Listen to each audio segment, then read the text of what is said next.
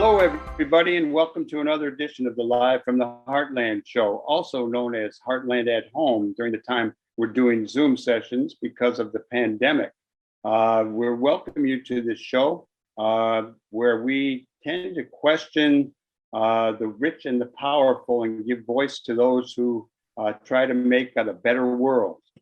Today we have a couple of wonderful guests. We have our own alderwoman from the 49th Ward, Maria Haddon, and we have the Grammy-winning Maurice Mo Better Brown. It's going to be a good time. Stay tuned. We're here on the left end of your dial at 88.7. And how are you this morning, Katy Hogan? I'm good, Michael. I see you in your different place. So we have to talk about where you are because there's way more crown molding there than you have in your normal at your house. So tell us where you are. I'm at my son Jesse's in Jackson Heights, Queens, New York. I came in on Wednesday. I had dinner with my daughters Casey and Molly, my son-in-laws Gus and Dimitri, and three of my grandkids, Olympia, Julian, and August. And I've been having a pretty good time hanging around. Did go for a walk last night, and I've been getting some good sleep, and I'm looking forward to doing some interviews and spending some, once I'm done with that, moving around the city a little bit, visiting other friends and family. Cool. How about you? I was just going to ask you, what's the weather like in Queens? It's sort of sunny, a little grayish, and it's pretty warm. I think it's getting close to 50 over here. Really? I could actually check it out. No, that's all right. We're not doing weather reports, I don't think, given that we're recording the day before. It won't be useful anyway. What's been happening with you? What's been happening? You know, I'm doing the Christmas tree thing at Gethsemane, which is fun. It's kind of a cool place to show up for work with all it's like a little winter wonderland with the lights and everything. It's really nice. A little Christmas gig. It'll be over in a couple weeks when Christmas happens. So I'm happy to be doing it. I actually managed to walk on the lake this week right after sunrise one day when it was really blustery, but not cold. So it was a lovely experience. Let's get down to some serious stuff that's going on around the globe as well. One of the worst. Go ahead.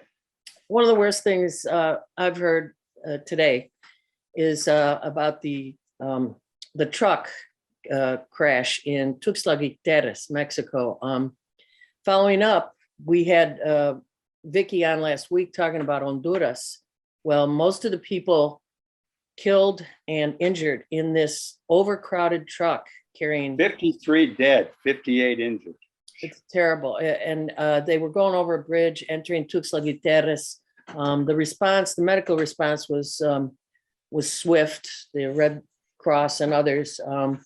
But these are people, you know, in desperate straits, desperate enough to risk their lives to get from Honduras through not only Mexico, but also Guatemala to get to the US. No guarantees, of course. We cannot imagine this kind of desperation, I'm sure. And I'm wondering, you know, the precarious conditions that we see in the Western Hemisphere are also happening over in the Mediterranean. The Pope was this week talking to folks in Greece about the reaction to refugees crossing the Mediterranean. I'm not sure what the alternatives to these movements by desperate people are, but I did hear someone on BBC this morning talking about groups trying to work to make it safer. Any thoughts on that yourself? Or? No, I just think that we need to keep really paying attention to it. And I mean, we have a severe situation in Afghanistan with hunger. Madagascar has a hunger situation. Not to mention what's going on in the Western Hemisphere.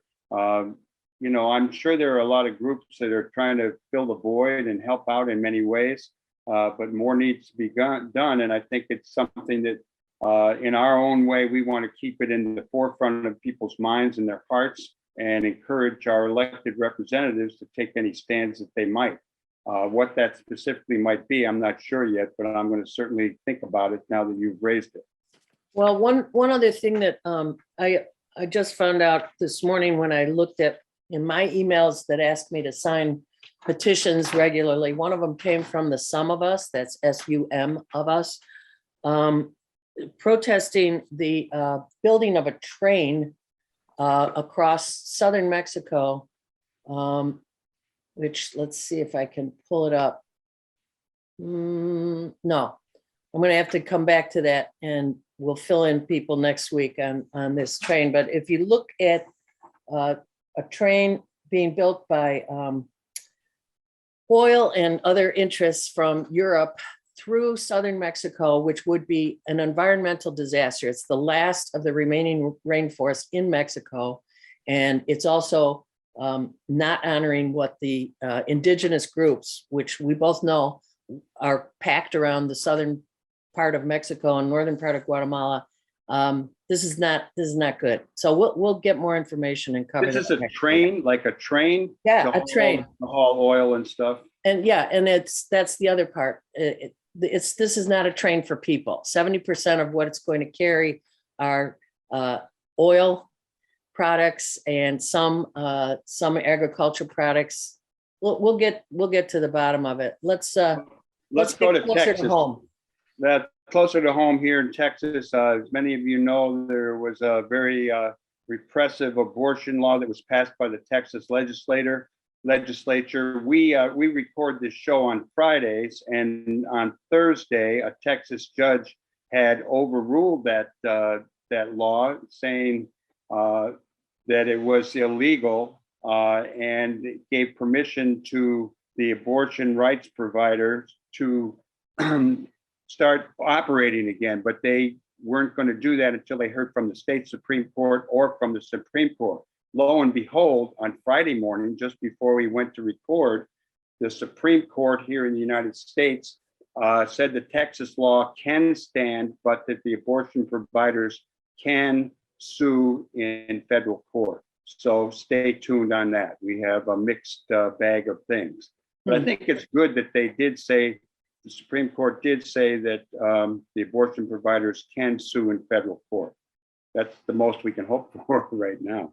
I can't remember where I read it, but I thought it was also important, this decision, in that it spoke specifically to that really raunchy part of the law that says, hey, tell on your neighbors. Well, that was the basis for what the judge, right, whose name was David Peoples, cited. But now we have this other situation with the Supreme Court, so I'm not sure what that actually entails.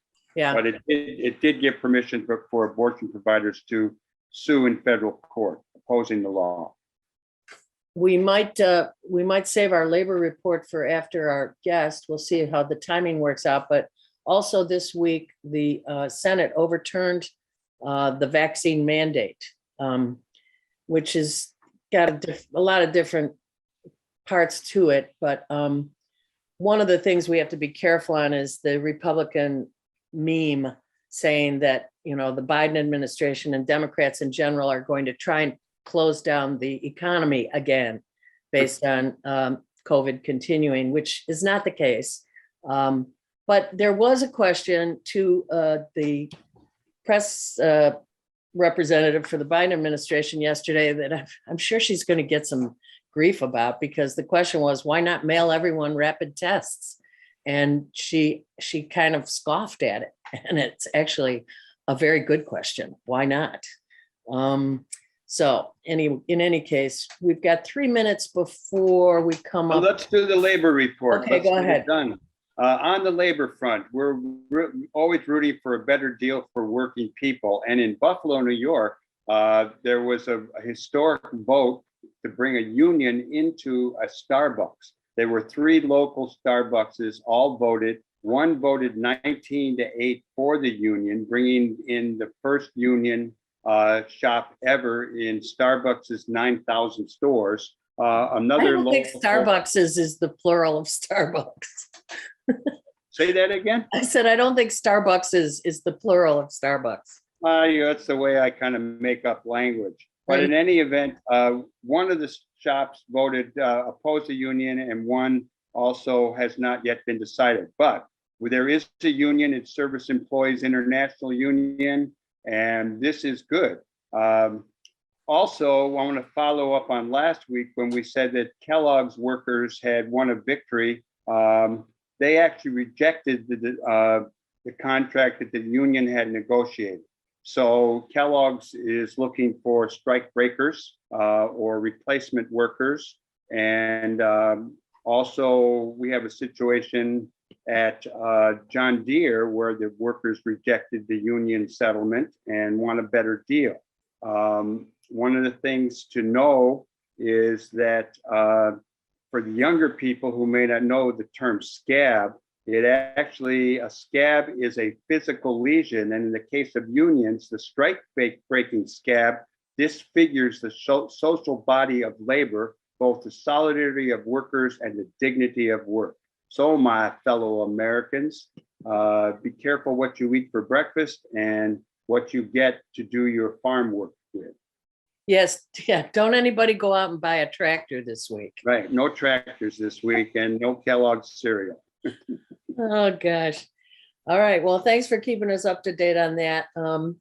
We're going to have a wonderful guest in a few minutes. So we'll take a break. You are listening to Live from the Heartland, WLUW 88.7 FM. Stay tuned. We'll be right back with Alderwoman Maria Hadden.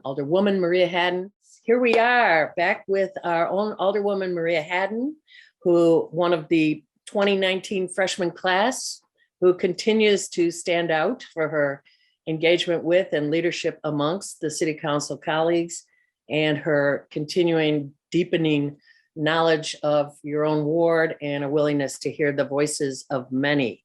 We could do a lot of yayas for you, but we'll save that for forever. But let's start with what you just urged people. Michael, you have a question, I think, about the Friday afternoon thing. Can't hear you, honey. You turned off your sound somehow. There you go. You hear me now? Yes. Yeah. Maria, you've urged people to participate in a demonstration. Actually, it happens on Friday after we record this, but it's a demonstration on the southeast side to deny a permit requested by General Iron, who want to move their shop to the southeast side. And it's kind of another case of environmental racism. Can you fill us in on what's going on around that issue? Sure. I mean, you said it most clearly, right? Like there's a company that, whose work produces a lot of environmental toxins and pollutants that are harmful to life, right? This company was formerly located in Lincoln Park. Residents there fought hard to get it shut down.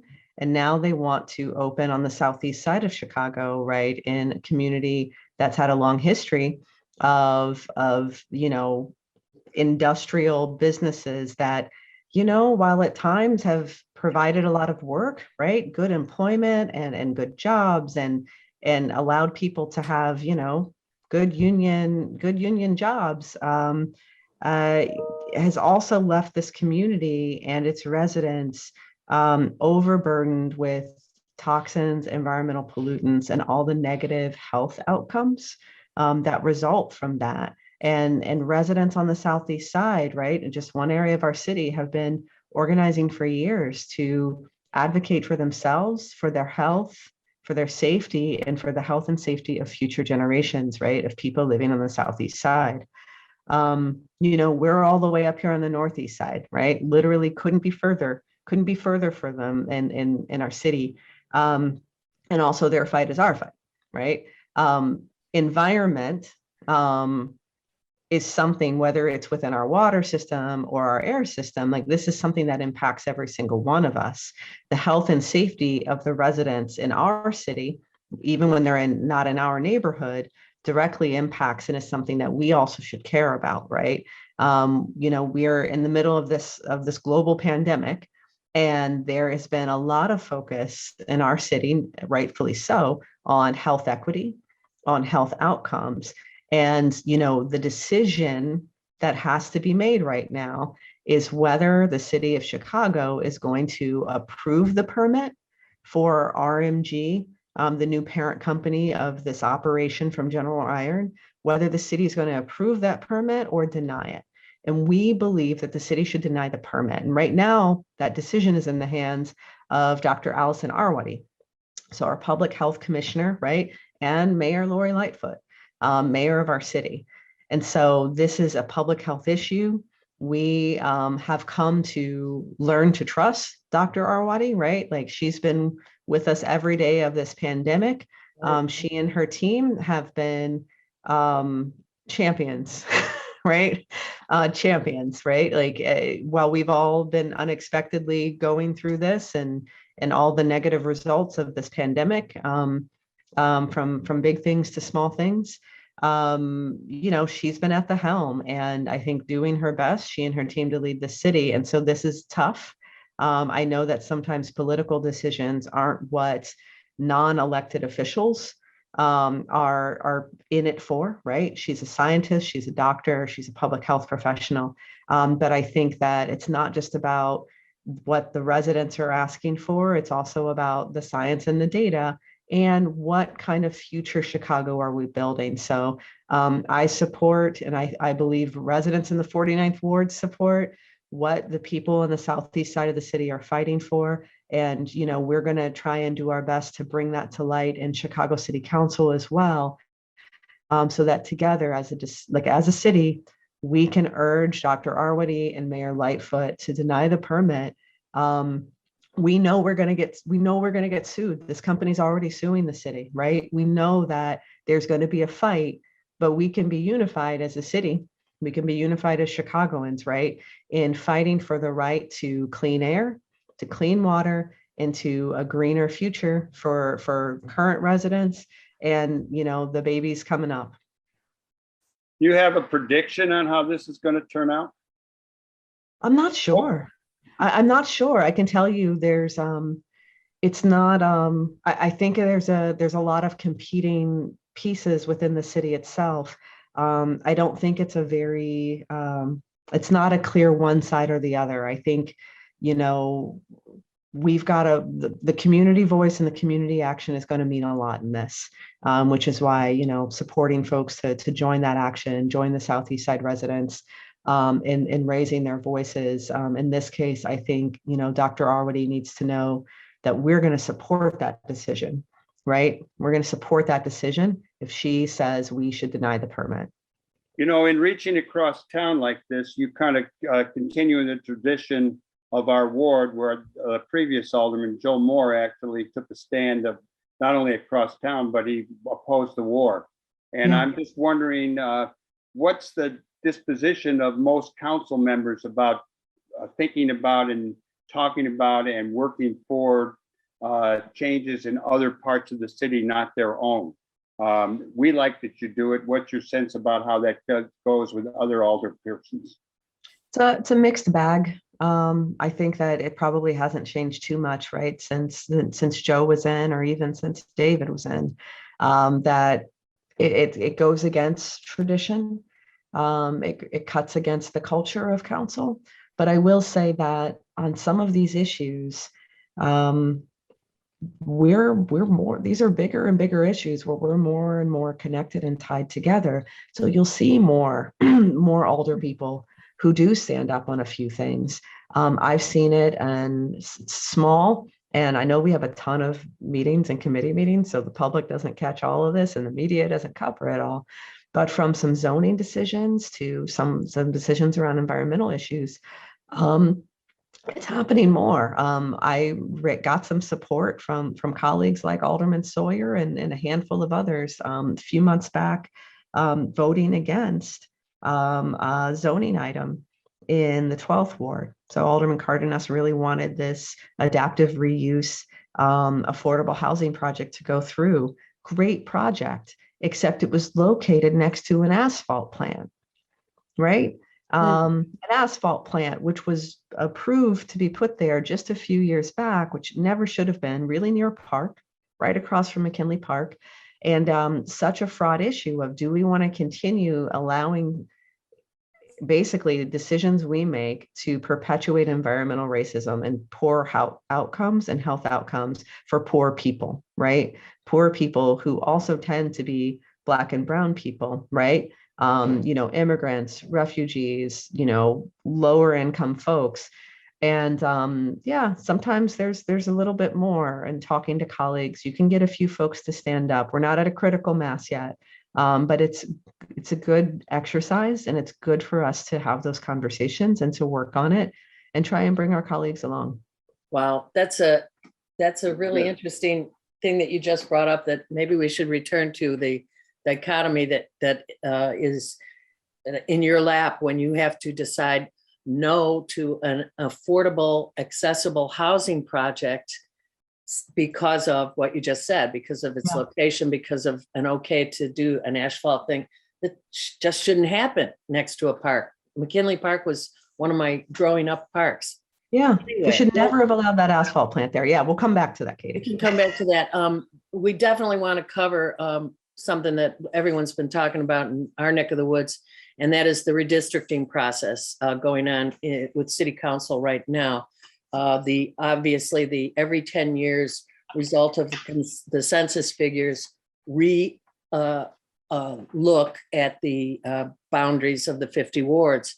Now, the maps came out a couple of weeks ago, a couple of them, and in a meeting that you held last week to share your considerable knowledge about this process, you said that the redistricting process has been the most collaborative process the City Council has undertaken this term. It's also, although it's also been called by critics one that happened mostly behind closed doors. How do we square that duality, for starters? And then we'll get into the maps and such. Well, one, you could say everything is relative, and this is Chicago City Council. So maybe the bar is low. Exactly. Maybe the bar is low. I've only been here 2.5 years, guys. It's some of the interesting things that we have, and holding some of these competing things. It has been a really collaborative process, and the most collaborative one that I've been in. So as we were talking about the issue around denying the general iron permit, and hey, how is it getting aldermen to work on something outside their ward, right? Right. This is a process where we have to have 41 of us agree to something. And so there's a lot of motivation to communicate, to work together, to learn more about somebody else's ward, and to work geographically. So when I say it's been the most collaborative process in City Council that I've been a part of, I mean it very sincerely, in that we've worked outside of caucuses, within geographies, with neighbors and clusters, for a unified purpose of, let's get a map that meets these legal guidelines, and that 41 of us can agree on. So it's a very interesting group exercise, you could say, in a body of 50 people that don't normally work as a team. Yeah. Right. We don't normally work as a team. And So, also, go ahead. It's behind closed doors. It's literally behind closed doors in a map room, right? That's literally where it happens. And there are a lot of, there's no confidentiality agreement, but there's a lot of, hey, none of this is set and permanent until we get to the end. It's a negotiation amongst a group of 50, right? And in that space, one of the biggest flaws of this process is that negotiation amongst a group of 50 doesn't directly involve the public, and leaves the public with a ton of questions about people's motivations, agendas, and that leaves people questioning the outcomes. It's under that, what you just said, it's understandable that the map room has closed doors, at least for the process that the aldermen have been going through. The people's map, which was a process I actually did attend a couple of their meetings, Zoom meetings over the summer, because I was interested to see how this would play out. You've basically sort of dismissed it because it didn't involve at any point the input of actual alder people. Am I right in saying? I wouldn't say I've dismissed it. As a matter of fact, it was the thing that I really encouraged our residents to participate in. And I'll say, as someone who spent most of my career before building kind of participatory processes, they've let's just say they're kind of on the other end of the spectrum, right? On the transparency and accountability spectrum.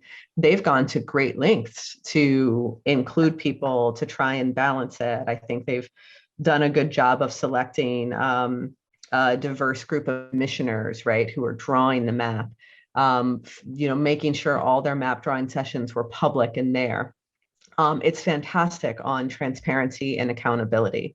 And also, my critique of their process is not in their process for transparency or accountability, but also there are still so many things, valuable input of stakeholders that's missing from the process. So whether it's designing a participatory process where the decision maker is an elected, and that decision maker then needs to make sure that they're getting stakeholder opinions, or in this instance, your older people as elected representatives of the constituents are indeed a pretty important stakeholder in a redistricting process. They built a public process which was radically inclusive and open for everyone. They went out of their way to go to specific communities and do a mix of in-person and online. And in talking with them, as I have done more regularly, they're also like, alder people, they're like, aldermen are people too. You guys could have come to the process. And I'm like, we're not people. That's not how it would have been viewed. I'm like, I sent people to your process, but I felt like I shouldn't come there because I didn't want to have undue influence on your process. So I think that there's something very valuable in what they've created. And I, am thinking forward to having gone through this now. It's not even over, but for my first time, thinking about what we could take and learn from the People's Map process and how it could drastically improve the way we have done it previously in Chicago. I'm really glad to hear you describe that just that way, because I'm also hoping that going forward, we can learn better ways to do this process. As a longtime pusher of straight and contiguous lines and maintaining neighborhood solidarity wherever possible. We were all part of, us older folks were all part of the redistricting that initially brought the first Latino districts that quickly elected Luis Gutierrez and Chuy Garcia as a result of a court case that challenged the unfair maps of that era, that we're talking back in the 80s. What are folks referring to when they say that allowing this map process to go to a referendum will be too expensive? To whom is that expensive? Taxpayers or political interests or whatever? Just speak to the expense thing. I think it'll be a little bit of both. So I'll say, right now, if we go to a referendum, it would be on the primary in June, which means we're not having a special city election. So in that sense, it's marginal expense. I mean, I'd have to ask the Chicago Board of Elections, but I imagine marginal additional expense, right? Some of that would be on education of how they're going to message this ballot item.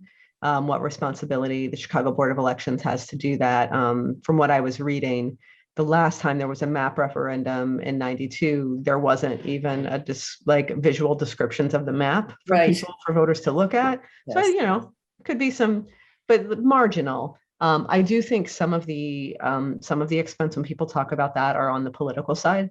And I don't just mean the political cost to older people, but of who older people are engaging, the politics and the cost of money and what we spend on things here, on campaigns, this being essentially a citywide campaign. that could be equivalent to mayoral campaign could involve and pull in a lot of moneyed interest. So while that's not necessarily a direct cost to the public, I do think that there are some parts to that I don't know are necessarily great for democracy in that sense, right? Who are the moneyed interests and that are going to be drawn into the different sides? I'd say there's another expense in the referendum that's not a monetary one. And that is, I have great concerns about the racial divide that this is creating.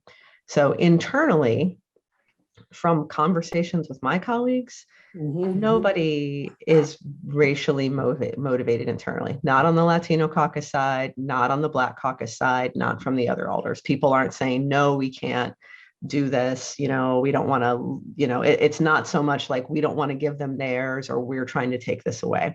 That's not what it is. And Glad to hear that. And also, it's hard when groups are cast within our kind of racial or ethnic caucuses for this not to become racially charged. And I think that there's a great expense to the people of Chicago that is not a monetary one, that we would face for a prolonged, fraught, divisive, racially based fight. The city does not need it. The city does not deserve it. I won't participate in that, right?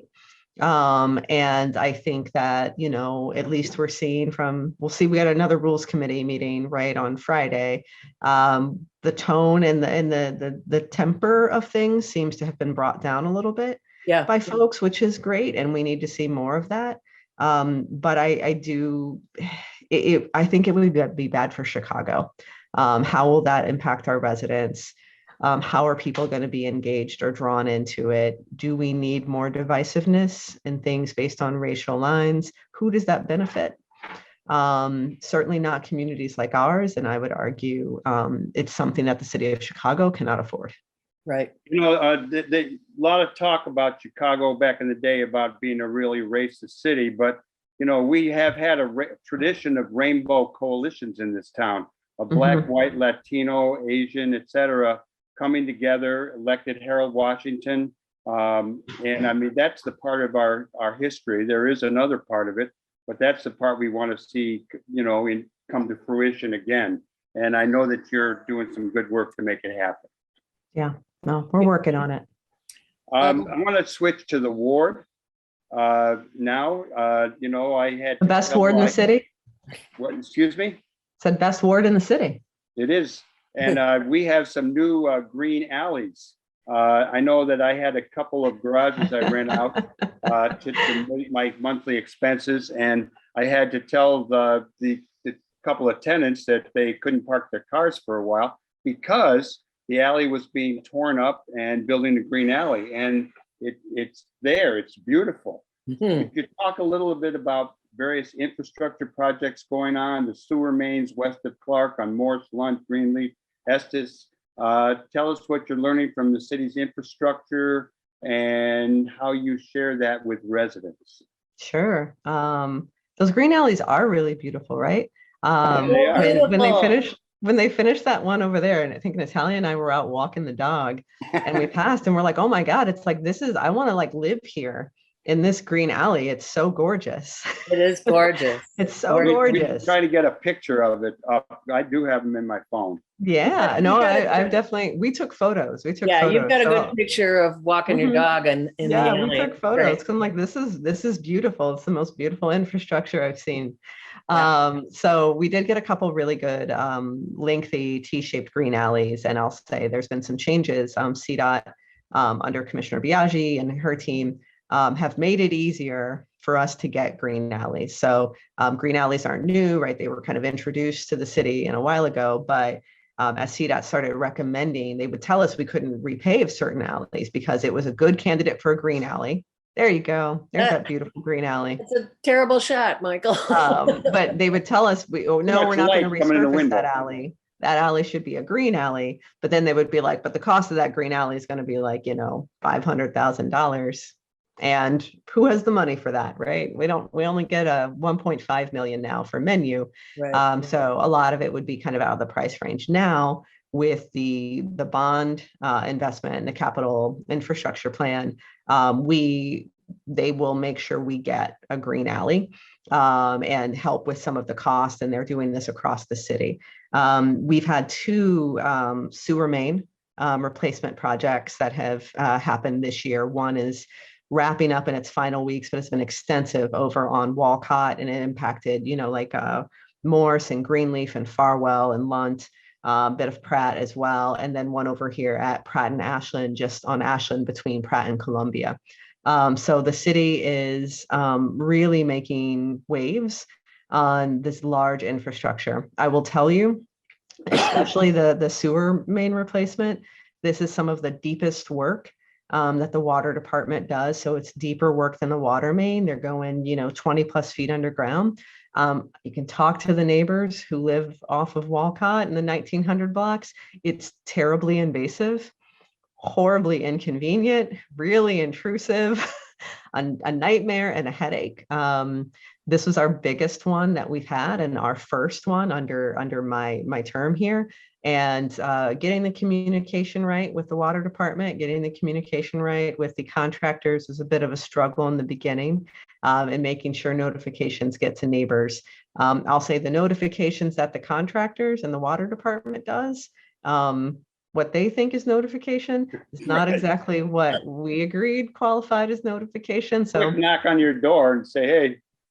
little bit of a battle there, a lot of management, but I'll say we actually just had our capital infrastructure plan briefing with CDOT and water this week for 2022. We will have a couple more sewer main replacements, and we're actually going to have some water main replacement projects coming up in 2022. And so my questions were already great. Let me know. They'll let me know in January. I'm like, what quarter? And I actually was hoping that they're going to use the same contractor for the additional sewer main projects. Looking at some big projects along Rogers from Toohey to Howard, along Howard Street. So large stretches of really important improvements. When we're talking about those water mains, we've got a lot of 100+ year old water mains. And it's going to be multiple years of bit by bit getting those replacements. So we're trying to work on the front end to get as much information as possible so we can push for those notifications.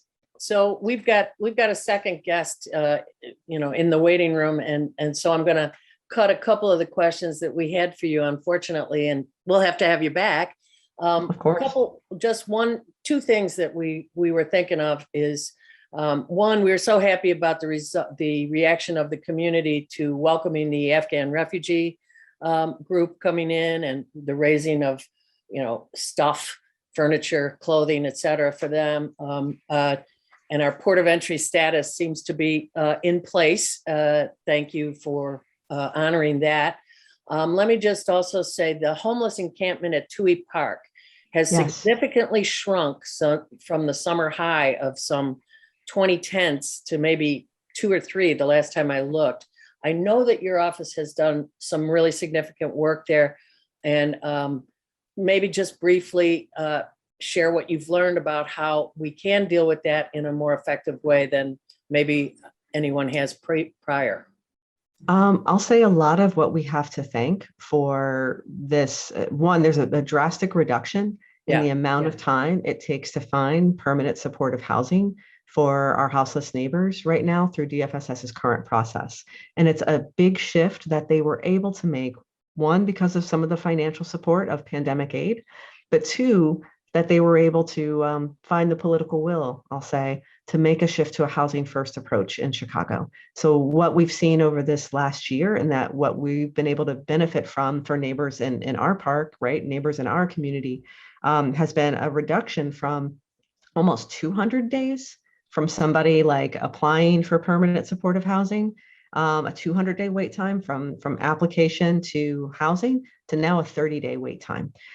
So the Department of Family and Support Services has been working through this pandemic to just drastically change the way they do things. And so because of our activated community in Rogers Park, right? The Rogers Park Solidarity Network, Rogers Park Food Not Bombs, folks have been making sure that people are fed, they're clothed, that people are feeling like they're part of the community. And those relationships really helped, I think, people feel more comfortable to participate in the rapid housing event that we organized with Department of Family and Support Services. So 19 people accepted housing units. There were 20 available for the event that we had last month.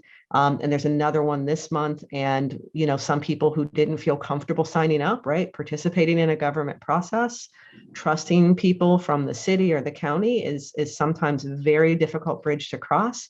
But I think that these are some of the changes, and it can happen in other communities.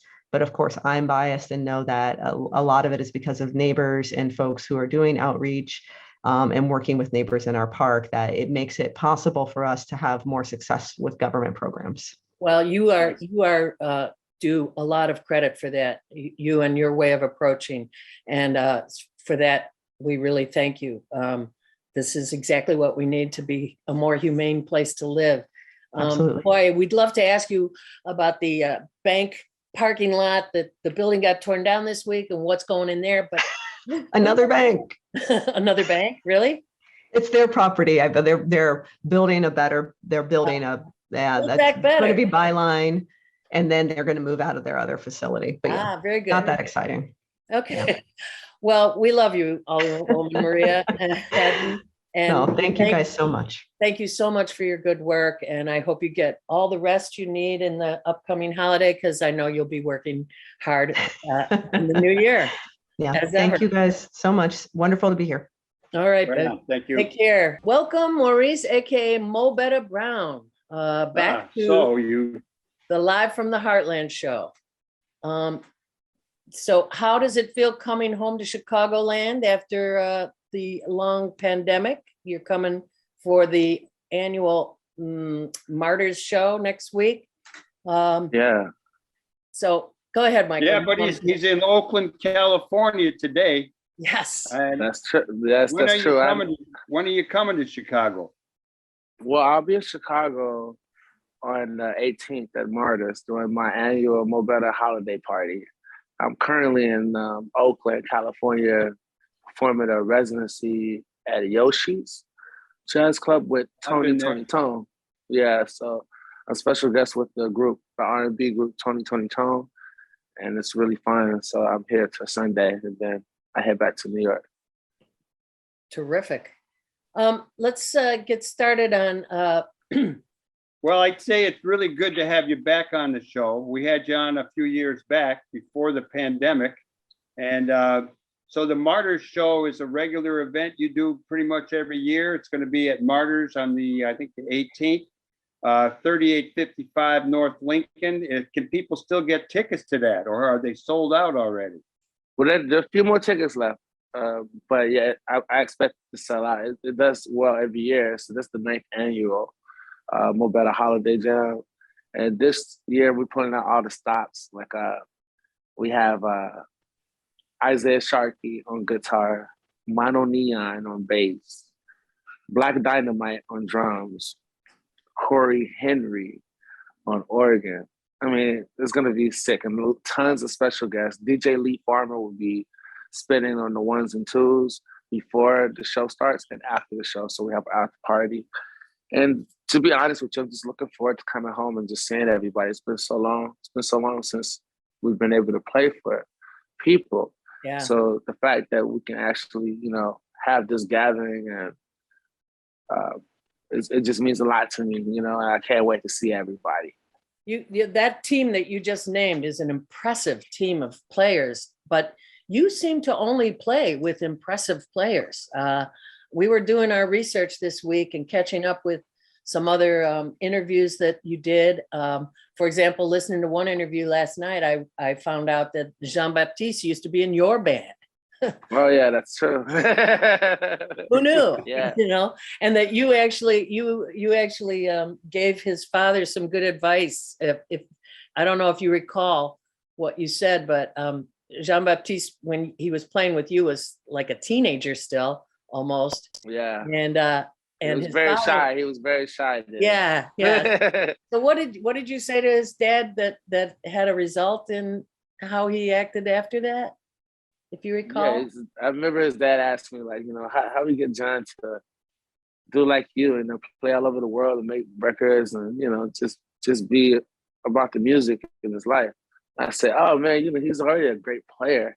He's just a bit quiet. So I was like, sometimes you have to be a little bit of extreme version of yourself when you're on stage.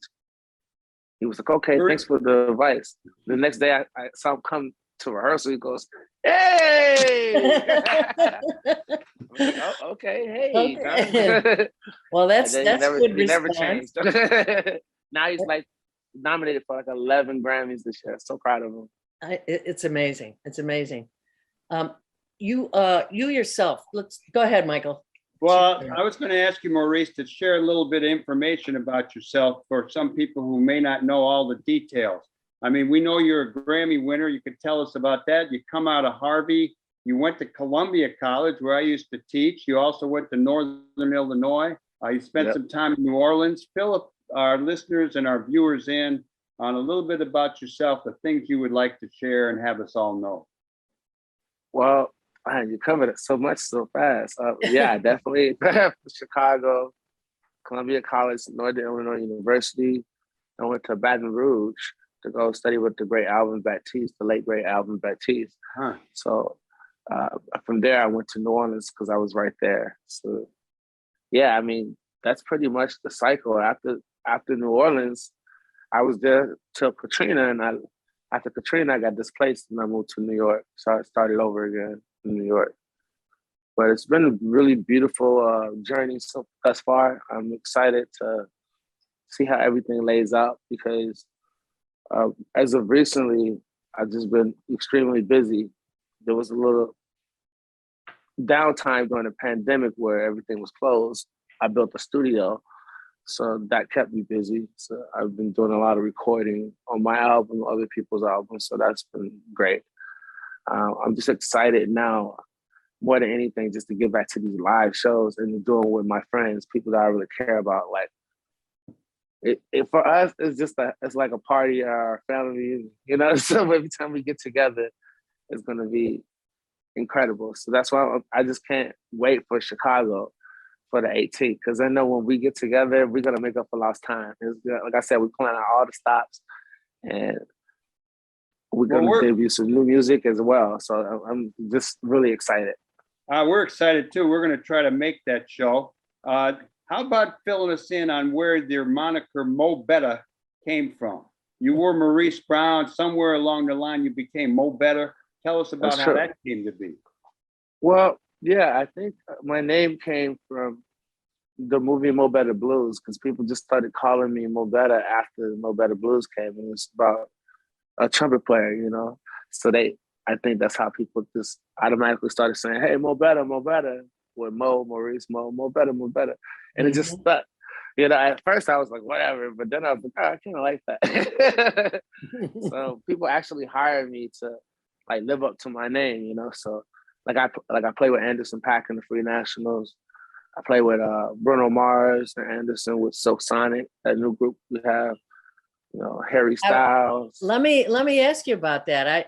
I wasn't sure whether or not you were going to share the fact that you're playing with Sonic. Is it Silk Sonic? Sonic Silk? Yeah, Silk That's Sonic. pretty exciting. That's it's Anderson .Paak and Bruno Mars and some others. Where do people only catch that online at the moment?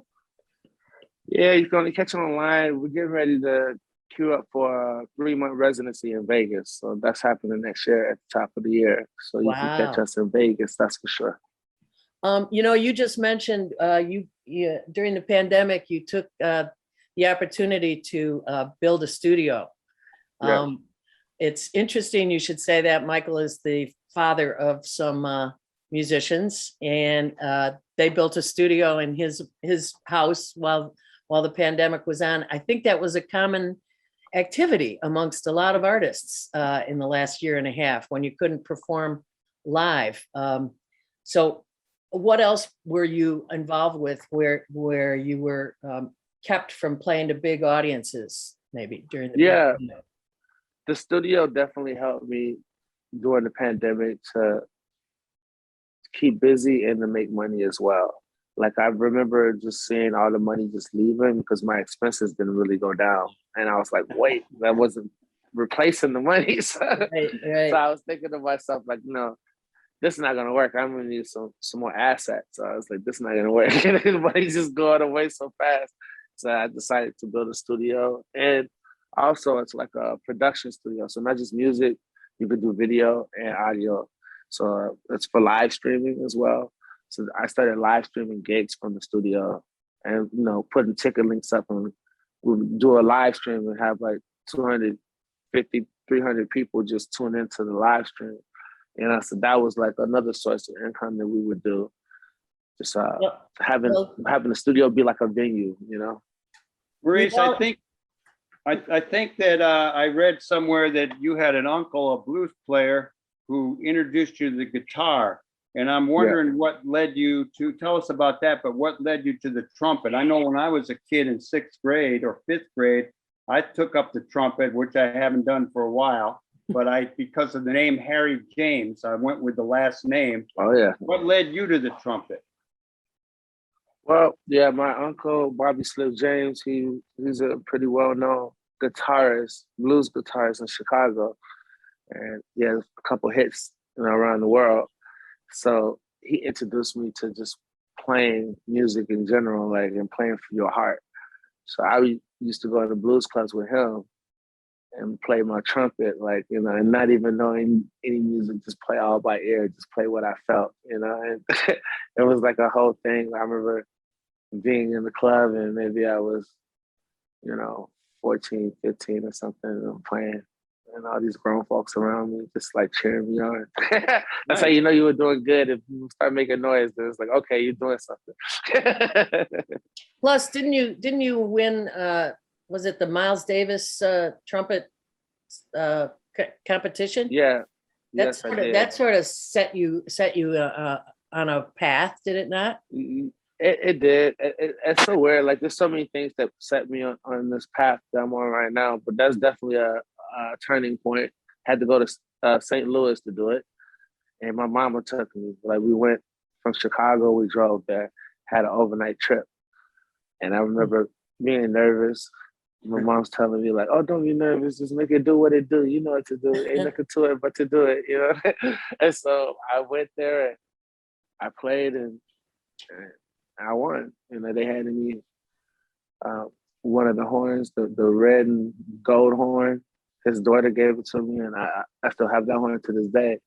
So I just remember, just feeling extremely honored, and all that hard work paid off. It was good because there's some good players there in the competition. I was glad that they chose me. So Let's ask him a couple more questions, Michael. Well, I always throw in one of these kind of questions. What are your plans, your hopes, your dreams, your expectations? I know you have a 40th birthday coming up. You're really getting old. That's right. I'm twice that. And you're also going to be at the New York Winter Jazz Fest. Tell us a little bit about what's coming up and kind of what you're looking forward to. Well, I'm looking forward to making some music in Chicago and coming home and seeing my family and friends. That's for sure on the 18th. That's amazing. But other than that, I'm working on my album. It's really coming along very nice. I just finished a single entitled Better Days, BETTA, Better Days, like more better. More better brown, better days. I like it. Yeah, it's like very inspirational after the pandemic, to something to look forward to, better days, So that's why I was like, okay, this album is going to really be a feeling album. I didn't want to set out to make a concept album. I just wanted to make an album that felt really well. But then that's a whole concept in itself. So, so yeah, that's what's happening with the album. And then also I got gigs coming up. We just had a sold out show at Jimmy Jazz and Blues in New Hampshire. I have, what else coming up? We have San Francisco coming. I'll be back in the Bay Area doing a week run for New Year's Eve at the Black Hat. So that's the 29th through January 1st, December 29th through January 1st at Black Hat. and the Tenderloin in San Francisco on Eddy Street. So that's going to be cool. Also be in DC on the 26th. So that'll be cool for Ben Williams' birthday jam. So I'm looking forward to that at the Hamilton. Just a lot going on right now, just preparing for what do this you new do to year. stay in shape and take care of yourself? I mean, you got to have good wind to blow that horn. You got a lot of work to do. You got to take care of yourself. How do you do that? I try to eat right. That's half the battle, if you could not eat a lot of junk, that helps. Being on the road is hard to be in control of that sometimes, depending where you're going. Right. But I've picked up a lot of good habits on the road that's definitely been helping me. So that's important. Eating correctly, trying to work out whenever you can. That's what I try to do, like to walk and get walking. Or, the stairs instead of elevator, I take the stairs, like any little thing to get the cardio and the heart going. Yeah. So But other than that, that's it. Like, just keep my mind together, because I feel like mentally it's a big part too. Just being able to process everything and respond in the right way. Well, we love that you're coming back to Chicago for the 8th annual holiday show. We're going to remind people now again. It's the 9th annual. The 9th. Did I say the 8th? I'm sorry, 9th. With not just the man we're talking to, but also his band, Isaiah Sharkey, Mono Neon, Black Dynamite, and Corey Henry. We had Isaiah on this show too once a while back. He's actually here in the Bay Area right now playing at Black Cat, cool. the place I'm going to play for New Year's Eve. I did a 3-week residency there in September. We sold out every show for 3 weeks. So everyone I brought for the residency, basically the club brought back for them to do their own gig. So Look at you. it's Look at very you. cool. You're organizing. You're a great organizer for your fellow musicians. Hey, Maurice Mobetta Brown, what a treat it is to see you again.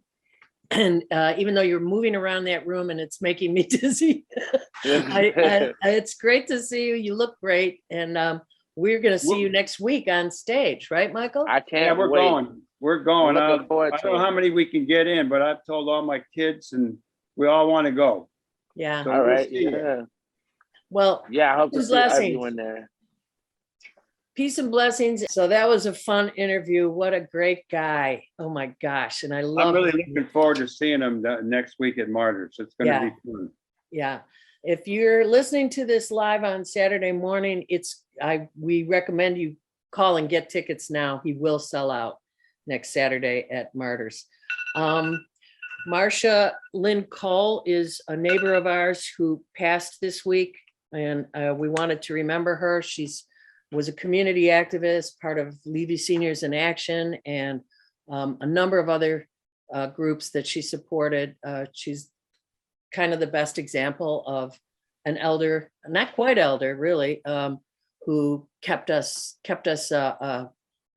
with the eye on the prize. Marcia Lynn Cole, we're remembering you, and we wish you well, all your family members, in your time of grieving. Well, that'll be it for this issue of the Live from the Heartland show. It's number 880 in what we call Heartland at Home during the time of the pandemic. And as usual, we're going to go out with Twin Peaks doing Our World. And for over 25 years, coming back next week. We've brought you Live from the Heartland, now Heartland at Home, broadcast every Saturday morning, 9 a.m. on Chicago's WLUW 88.7 FM. You can hear us streaming on WLUW.org, and now also on podcasts on Spotify and Google. Type in Live from the Heartland. We're also found on CAN TV from time to time. We'll keep you up on that. Thank you to our team, Luis Mejia Aarons, Lynn Orman Weiss, and the great folks at LUW, including podcast director Gwen Brown. Do good in the world. The world needs all the good that we do. All power, All power to the people.